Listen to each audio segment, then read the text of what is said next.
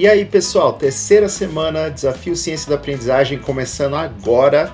E eu tenho o relatório da semana 2 para vocês, que não foi legal. Inclusive, olha, tô usando a minha camiseta do Grogu porque que a força esteja comigo. Falhei, fiz um monte de coisa que não deveria, mas a gente pode usar isso para explorar um pouquinho a ideia de dificuldade. Pelo menos tem que ter um lado positivo. E é exatamente isso que eu vou fazer hoje. Vou falar o que deu errado, o que a gente pode aprender com isso e como evitar, focando na ideia de dificuldades desejáveis. Vamos lá?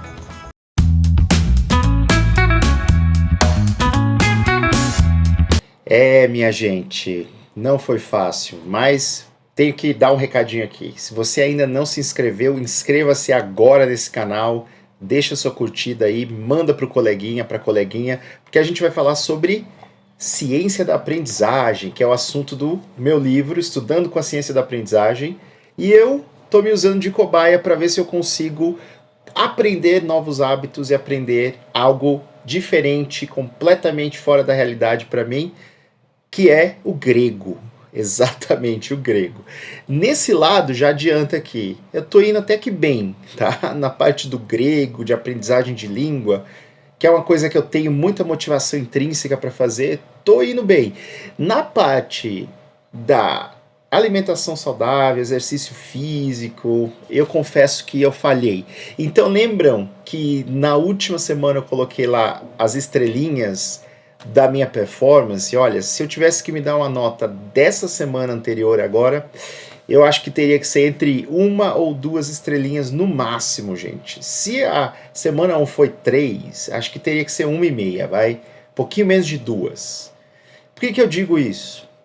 Foi uma semana que teve uma coisa atípica, né? Então isso vai acontecer várias vezes comigo, com todo mundo. Tem muito a ver com o meu trabalho, então não tem como evitar, e eu já tinha que ter antecipado isso. Eu fiz uma viagem, e lembram que eu criei um sistema de organização simples para tentar reduzir a carga cognitiva?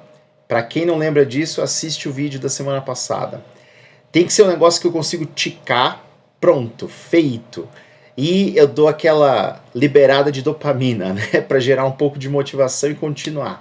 Só que, como a minha rotina é um pouquinho complicada nesse sentido, às vezes eu fico fora alguns dias, outras vezes não, quando eu vou para outro estado, para outra cidade, fico num hotel, tenho que dar alguma palestra, então o negócio vira de cabeça para baixo.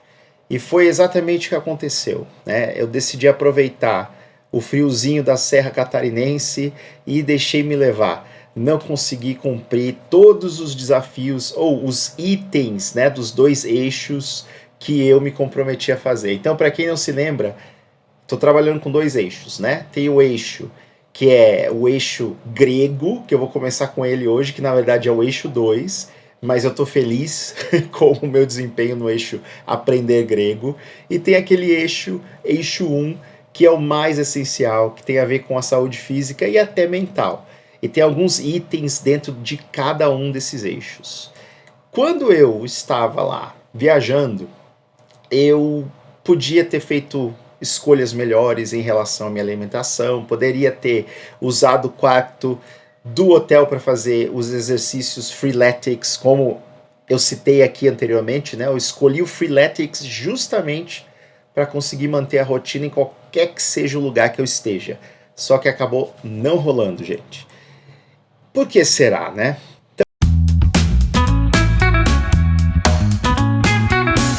Então vamos tentar explicar um pouquinho aqui de como o cérebro cria hábitos e até vícios.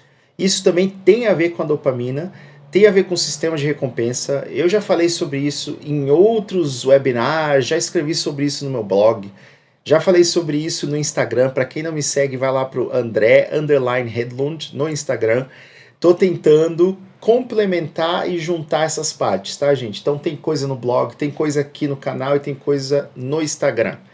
Como é que funciona então? Quando a gente cria um hábito, a gente basicamente faz um negócio conhecido como potenciação de longa duração. O que isso quer dizer? Quer dizer que quanto mais a gente repete uma conexão neuronal, uma conexão de neurônios, a gente cria uma sinapse, mais essa sinapse fica fortalecida. E quanto mais fortalecida, mais fácil de acessar, mais rápido.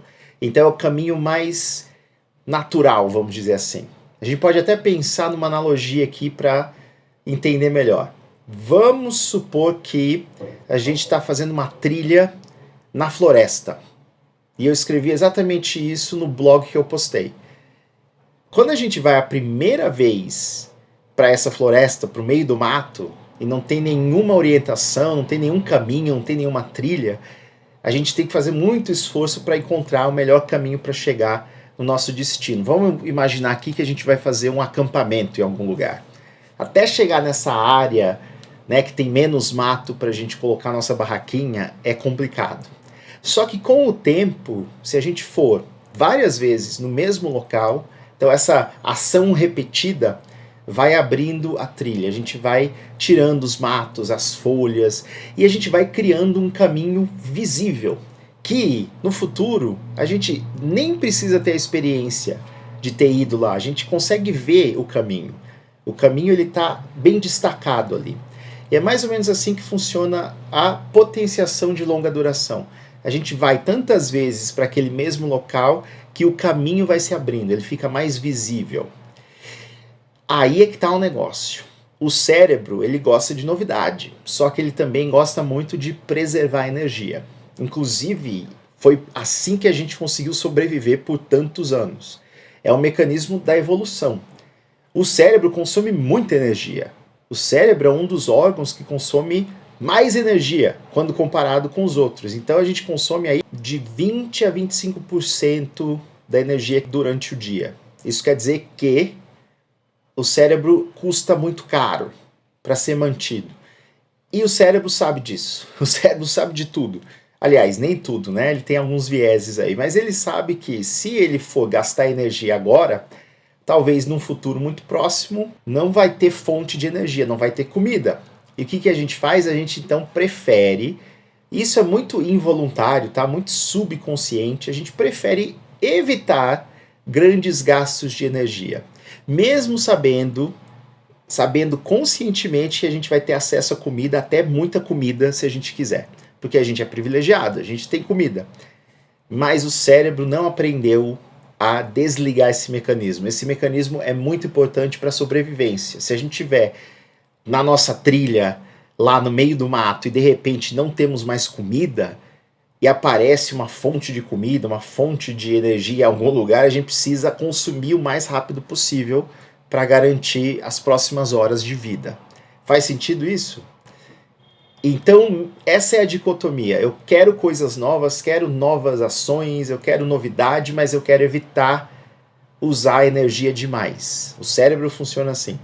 Por isso que é muito mais natural para o cérebro entrar em piloto automático. Ou seja, fazer as coisas que viraram hábitos. E o que é um hábito? O hábito é o resultado da potenciação de longa duração. E é muito difícil quebrar, gente. E aí é que tá, se a gente quer aprender alguma coisa contrária a esse hábito que não é saudável, a gente não tem só que aprender a coisa nova, a gente tem que desaprender o hábito. E isso que é complicado. Porque a gente precisa desfazer aquelas conexões neuronais. A gente tem que quebrar a sinapse. E aí a gente tem que criar novos caminhos. Ou seja, a gente tem que achar uma nova trilha no meio do mato para chegar lá no nosso local de acampamento.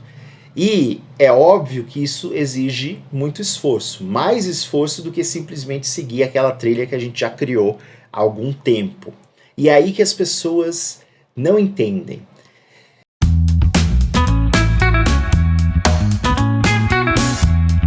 Então, para aprender qualquer coisa nova, vai existir dificuldade. E a dificuldade, ela tem que ser equilibrada, tem que ser balanceada, porque se for difícil demais, a gente pode acabar desistindo. Se for fácil demais, não está funcionando. Porque se for fácil demais, eu estou provavelmente usando aquela trilha que já foi criada no meu cérebro. Estou usando aquele caminho neuronal. E aí, como é que a gente faz, né? Então é muito importante a gente tentar evitar voltar ao piloto automático e criar uma trilha nova, que vai exigir esforço. Então, gente, foi isso que aconteceu. Eu vou dar dois exemplos aqui concretos do que aconteceu no fim de semana. Então, saí de Goiânia, peguei um voo de Guarulhos até Navegantes. Cheguei em Navegantes, peguei um carro, fui até o hotel, demorei uma meia hora aí para chegar no hotel. Quando eu cheguei no hotel, eu tive que correr para comer alguma coisa e ainda fazer uma aula síncrona de um treinamento dado pelo British Council. E eu tinha que ter lido algumas coisas, enfim. Acabei pegando um sanduíche de atum que estava lá no hotel. Né? Não, assim, isso não foi tão ruim assim, né? Aí fui, dormi, tomei banho, dormi. No outro dia eu tive que sair bem cedo para dirigir praticamente 4 horas e meia para chegar na cidade onde eu ia dar essa palestra sobre o cérebro bilíngue, por acaso. E eu saí no horário certo, gente. Saí até antes para evitar qualquer problema. O problema é que, ao sair antes, eu perdi o café da manhã do hotel. Tive que sair correndo. Cheguei num posto lá, no meio da estrada, e é uma estrada que cruza a Serra Catarinense. E só tem aquela estrada ali. Quando eu parei nesse posto, eu peguei pão de queijo, peguei um cappuccino. Enfim, eles não tinham muitas opções também. Então entrei no piloto automático novamente. Aí eu saí dessa conveniência, entrei no carro, dirigi alguns minutinhos e adivinha o que aconteceu?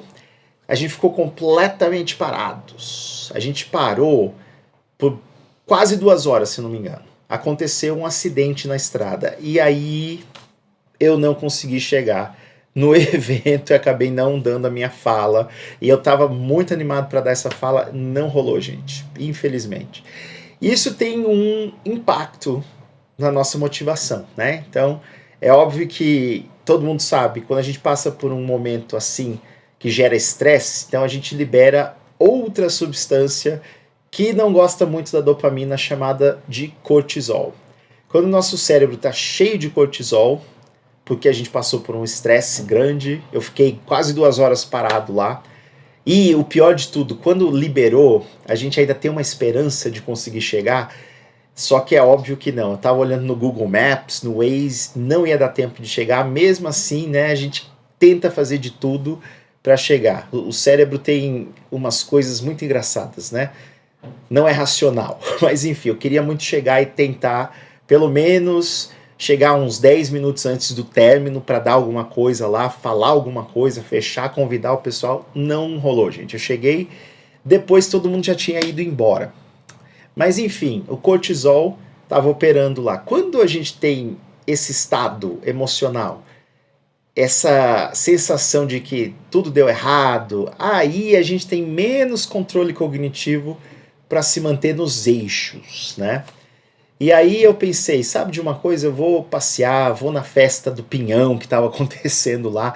Alguém aqui conhece Pinhão? Se vocês não conhecem, gente, é uma delícia, olha. Eu vou colocar até uma receita aqui para vocês, quem sabe, né? Motivação para vocês conhecerem mais. E eu fui lá, tomei um vinho quente, comi pinhão.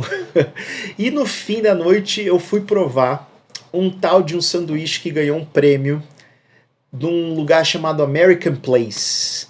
Né? Então eu consegui chegar no final do evento lá, todo mundo já tinha ido embora, mas eu conheci as diretoras e a coordenadora da escola, a minha colega estava lá me esperando, e elas me falaram, olha André, você tem que provar um sanduíche que ganhou um prêmio aqui, que é um sanduíche de pinhão crispy, com carne desfiada e queijo, não sei o que. Gente, eu comi esse sanduíche, tomei uma cerveja, então assim, o eixo alimentação não deu muito certo.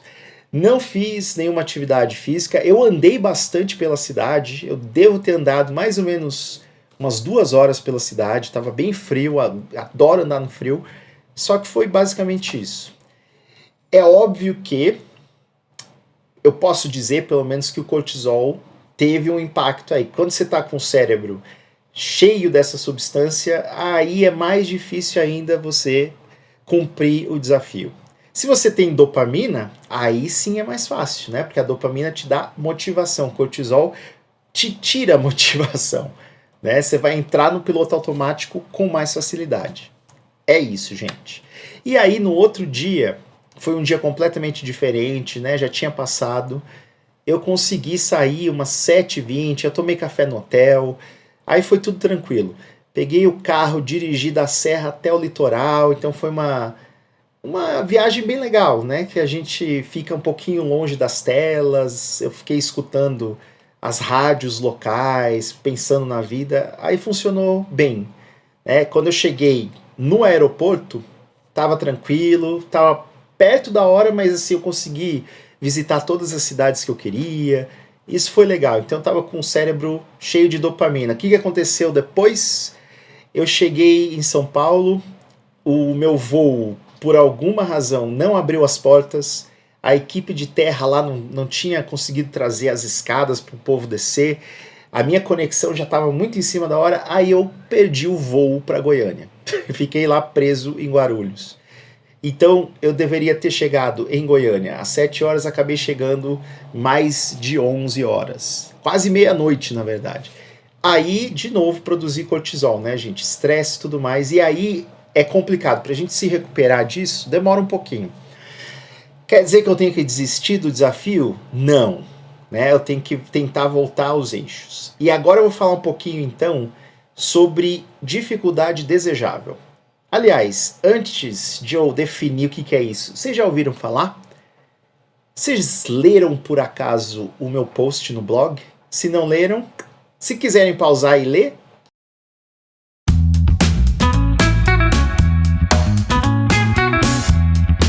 E aí, gente, dificuldades desejáveis. Esse é um negócio que a gente conhece há algumas décadas e vem da pesquisa de um cara chamado Robert Bjork, um psicólogo cognitivo. Inclusive, para quem tem curiosidade aqui, ele trabalha com a esposa, a Elizabeth Bjork. São os dois psicólogos cognitivos falando sobre dificuldades desejáveis. Que maravilha, né? O casal Bjork.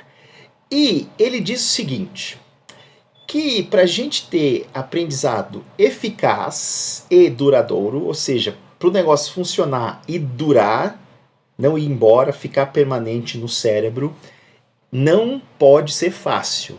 Não é fácil, inclusive. E faz todo sentido se a gente pensar na ideia de potenciação de longa duração. Por quê? Olha, se a gente criou conexões e fortaleceu essas conexões neuronais no cérebro, e a tendência do cérebro é evitar desperdiçar energia e ir direto para o piloto automático e usar aquelas trilhas que a gente foi construindo ao longo do tempo no mato, né?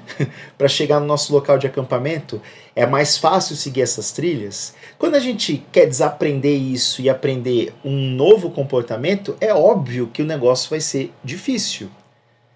Não tem como ser fácil, porque fácil é seguir o que a gente sempre faz, é seguir o nosso hábito. E isso pode virar vício, tá, gente? Depois eu falo mais sobre vício.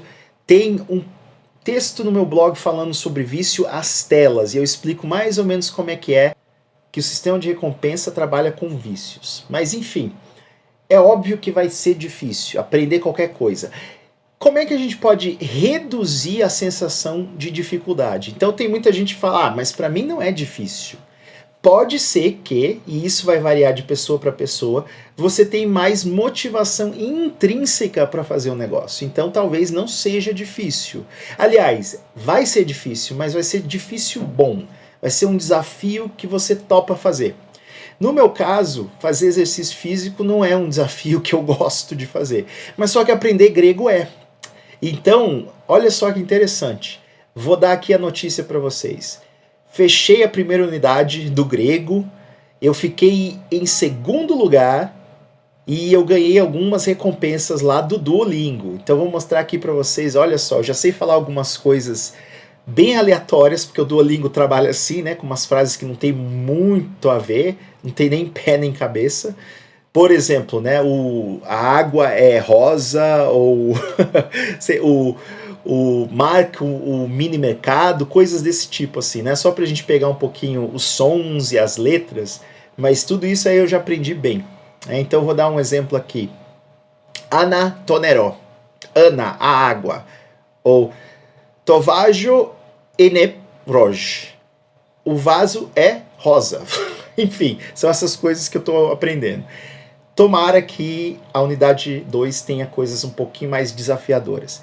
Mas só que eu tenho feito com mais afinco, porque é mais fácil também, apesar de ser difícil, é mais fácil e eu tenho muito mais motivação intrínseca para fazer esse tipo de atividade.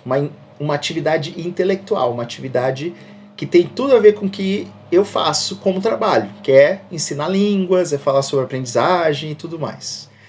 Então, existe uma diferença. É claro que vai variar de pessoa para pessoa, depende da atividade, depende de muitas coisas. Mas que fique claro que o nosso estado mental, se a gente está cheio de cortisol, vai ser desse jeito, se tiver cheio de dopamina, vai ser de outro jeito.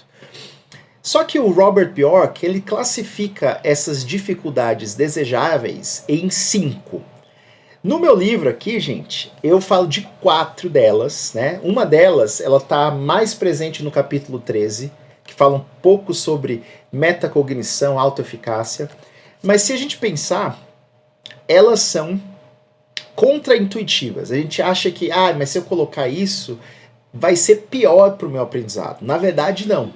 Então existe muita coisa, muita pesquisa mostrando que isso realmente aumenta a retenção.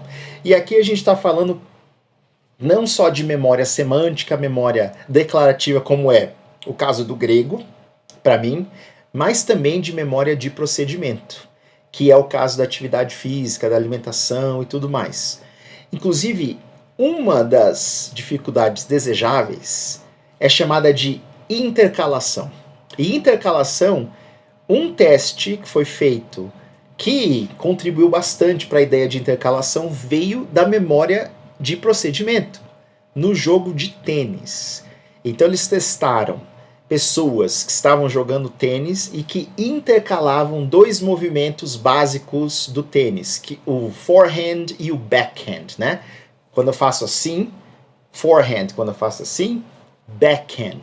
Se eu pedir para uma pessoa tentar acertar um alvo com a raquete e a bola e fizer 10 repetições de um só, tipo 10 forehands e depois 10 backhands, a pessoa vai ter um desempenho X. Se eu pedir para a pessoa intercalar esses movimentos, ou seja, o número de movimentos é igual, mas eu vou pedir para ela fazer 5 desses, 5 daquele, 5 desses, 5 daquele. Adivinha o que acontece? A pessoa consegue chegar mais próximo do alvo. Isso tem muito a ver com pontos de referência, né? E reduz uma coisa que o Robert Bjork fala muito, a falsa sensação de fluência. Quando a gente está fazendo um movimento só por muito tempo, a gente cai um pouquinho naquela ideia, eu já sei fazer isso aqui, tá fácil, enfim. E aí a gente para de prestar atenção. A gente está meio que entrando no piloto automático. Então por isso que intercalação, olha lá, é uma dificuldade desejável e tem a ver com memória de procedimento. Então serve tanto para esse tipo de memória como memória declarativa, memória de conceitos, memória semântica.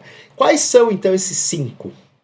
Ele vai falar de variação, ele também vai falar de intercalação, como eu disse aqui, ele vai falar sobre o efeito do teste, e isso é muito importante, a gente vai falar um pouquinho mais durante a semana.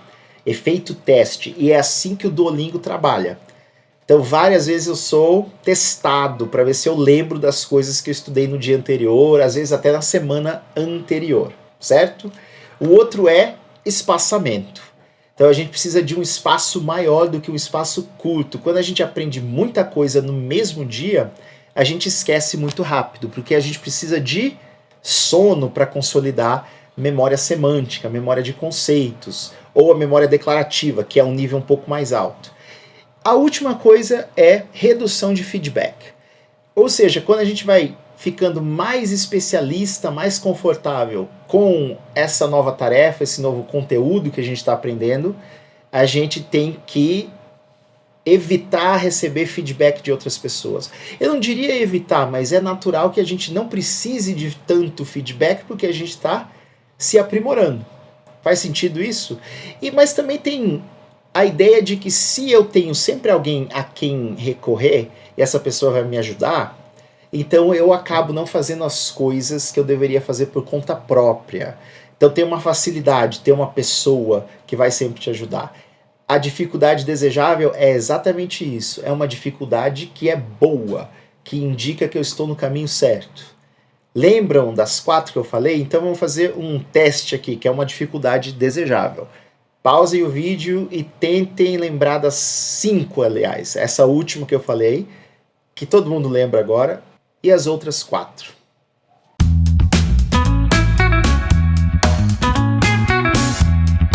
Então vamos lá, gente. Eu não sei se eu vou falar na mesma ordem, mas eu falei de variação, falei de intercalação, falei do teste, efeito teste, falei também do espaçamento e redução de feedback, né?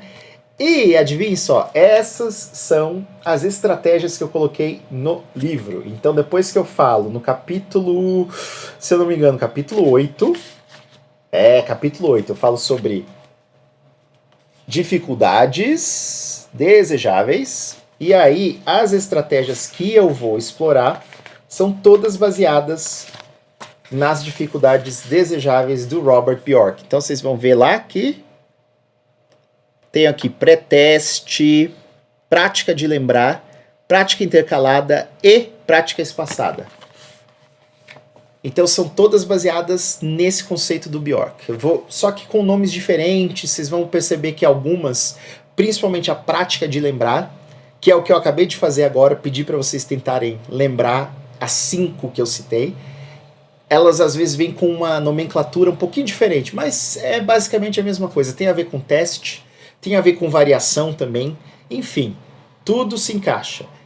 E eu exploro cada uma delas, eu dou dicas mais concretas para vocês tentarem aplicar na hora do estudo de vocês. Então o que eu posso dizer aqui para a gente finalizar o vídeo? Essa semana não foi legal, gente, mas voltei. Segunda-feira estava cansado também. Ontem eu já fiz o meu Freeletics, fui andar no parque. A alimentação não foi legal também. Assim, não foi nada fora do... Aliás, na segunda-feira, gente, eu comi um sanduíche de mortadela. Olha só, na janta. Não deveria. Mas, pelo menos voltei a caminhar. Fiz o Freeletics. Ontem eu concluí a unidade 1 do grego, com vários pontos. Eu estava extremamente motivado, né? Então hoje eu tenho que, pelo menos, fazer o Freeletics à noite. Vou começar a unidade 2 do grego, tá? Lembra que eu tentei colocar meditação no meio? Não fiz nenhuma vez meditação. Eu tenho o aplicativo aqui da Headspace, mas não comecei. E eu acho que agora, como comprometimento aqui em relação ao desafio, o que mais tem sido difícil é minha relação com as telas, principalmente celular. Eu acho que todo mundo se sente um pouquinho assim, né? Então, quando o hábito vira vício, a gente faz de maneira completamente inconsciente ou subconsciente e o negócio afeta muito os nossos níveis de energia durante o dia inteiro, a semana inteira. Então, por exemplo, eu acordo às vezes 5h30, 6 horas da manhã, meu celular tá do lado, tá lá com o alarme e eu já pego, já olho as notificações. Isso aí, gente, é péssimo. Pior do que isso é ir dormir com um celular, né? Então tem a luz branca, tem várias coisas, eu já expliquei isso também naquele blog que eu citei aqui sobre vício às telas. Dê uma olhada, vocês vão entender o papel da melatonina. Só que aí, quando a gente vai para a cama com o celular e fica ali ligado e vendo as notificações, eu gosto muito de ler curiosidades. E eu sigo algumas páginas no Facebook, tem alguns colegas que postam coisas interessantes e eu acabo entrando no buraco do coelho da Alice no País das Maravilhas, né? A gente tá lá, às vezes, às 10 horas, 10h15, lendo sobre um evento de língua inglesa que vai acontecer não sei aonde, aí você nem percebe, daqui a pouco você está lendo sobre Stephen Hawking, o buraco negro, e já passou 1h30. É mais ou menos assim, ou você está vendo o nome de um ator ou uma atriz que você acabou de ver numa série, enfim, é mais ou menos isso mesmo. Como é que a gente faz, então? Eu acho que em linha com a ideia de dificuldade desejável, eu preciso desaprender isso, e isso é um vício. É mais difícil ainda do que um hábito, que a gente não percebe, a gente cai no piloto automático com facilidade e acaba fazendo sem querer. Então a gente precisa de algo mais drástico, talvez. E eu vou tentar seguir aqui uma dica do James Clear. Todo mundo aqui conhece o James Clear? Se não conhecem, eu tenho certeza que eu já citei ele.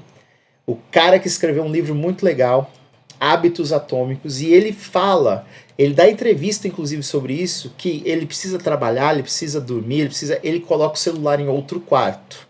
Ele deixa o celular num cômodo diferente. Então você vai trabalhar na sala, deixa o celular na cozinha, deixa o celular no seu quarto, enfim. O cérebro é preguiçoso. Então o que você faz? Você acaba não levantando para ir buscar o celular que está no quarto.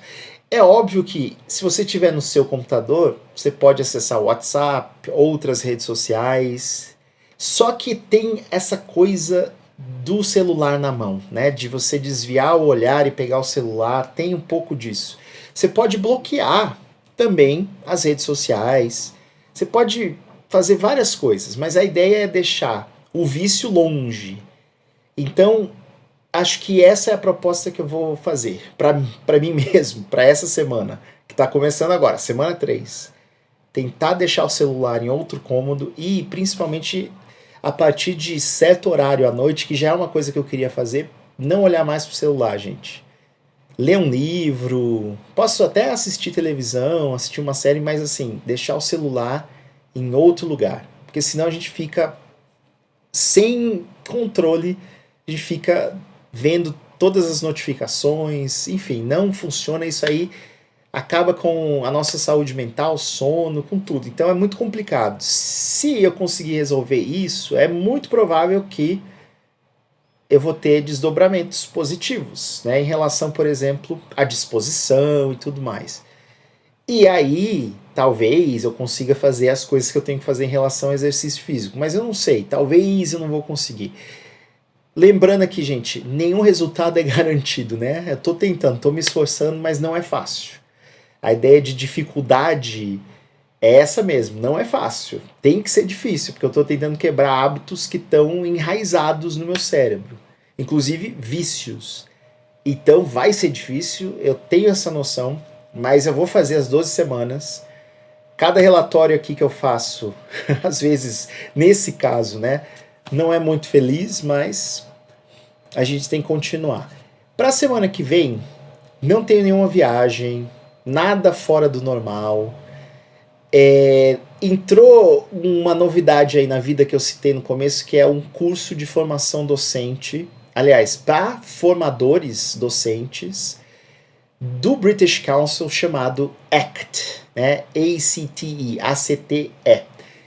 E esse negócio até que vai me ajudar, talvez, porque na sexta-feira, que é um dia que normalmente eu exagero na comida, na bebida, cerveja, das 9 até umas 10h30, nas próximas, e olha só que engraçado, né? Nas próximas 12 semanas também, alinhou bem com o desafio, eu não vou poder ficar livre nesse horário toda sexta-feira, e eu não posso perder nenhum. Eu tenho que estar presente em todos os encontros, porque isso faz parte da avaliação. Pode ser que eu beba e coma muito antes, pode ser, mas eu não quero, né, fazer um curso do British Council tendo bebido muita cerveja antes. Então isso aí vai me ajudar a controlar um pouco esse hábito. Enfim, vamos ver, né, gente? Então hoje não estou extremamente feliz com o meu resultado. Acho que uma estrelinha e meia. Não, nem deve chegar a 2, né? Vamos colocar uma e meia mesmo. Quem sabe na semana que vem eu consigo 4 estrelas. E é isso, né? Vamos perceber que tem muitos altos e baixos nesses desafios que a gente faz. E o desafio não é uma coisa que vai resolver a vida de ninguém, mas ele pode te dar aquele empurrão, aquele pontapé inicial. Então, para quem está aqui me assistindo, quer aprender a falar inglês, quer aprender a dançar, quer aprender a fazer qualquer coisa, só que não tem motivação intrínseca para fazer o negócio, cria um desafio também. Pode ser que funcione, pode ser que não funcione, gente, tá? Aqui eu não sou coach, não existe receita milagrosa. o que eu estou fazendo pode não funcionar para você. As dicas do livro que eu coloquei, e eu falo isso a todo momento, não é fórmula mágica. Você tem várias variáveis para controlar e tem muita coisa que a gente não vai conseguir controlar, que a gente vai entrar no piloto automático. Só que quando a gente pensa, reflete, talvez a gente consiga sair desse negócio chamado potenciação de longa duração. Aliás, isso é bom, né? O problema é o hábito que isso cria, que pode virar um vício. Então, lembrem-se, a gente está no meio do mato, tentando fazer uma nova trilha para chegar lá no local de acampamento. É óbvio que vai ser mais difícil do que seguir aquela trilha que a gente sempre seguiu. A gente vai ter que ir várias vezes usando essa nova trilha. Primeiro tem que achar a nova trilha, né? Tem que abrir um pouquinho o caminho, limpar um pouquinho, tirar os galhos, o mato. Tem que voltar várias vezes para o negócio ir abrindo e ficando mais claro diante de você e esquecer da outra trilha, da trilha que você usava antes, porque essa trilha agora não serve mais. Ela não é muito saudável, pode ser até perigosa. Então é isso. Dificuldades desejáveis e quem sabe a gente consegue seguir na trilha e alcançar o objetivo. Semana que vem eu trago mais um vídeo. Vou falar um pouquinho sobre essas ideias mais específicas de cada uma dessas que eu contei na semana passada e hoje, de carga cognitiva e dificuldades desejáveis. O livro inteiro é baseado nisso. Como é que eu ajusto a minha carga cognitiva para tentar aprender algo e como é que eu lido com as dificuldades desejáveis? Cada estratégia vem desses dois grandes conceitos da psicologia cognitiva e da neurociência. Não se esqueçam, inscrevam-se no canal Aprendendo com André Hedlund, manda para alguém que quer aprender qualquer coisa. Pode ser inglês, pode ser outra, pode ser Excel, gente, pode ser o que vocês quiserem. Pode ser dança, como eu falei, não precisa ser algo intelectual, pode ser algo físico. Manda, deixa comentário, curte aqui, porque isso vai me ajudar também a ficar nos eixos, tá? Essa pressão, essa expectativa, como eu falei, social, tem um propósito. Beijos, abraços, até a semana que vem.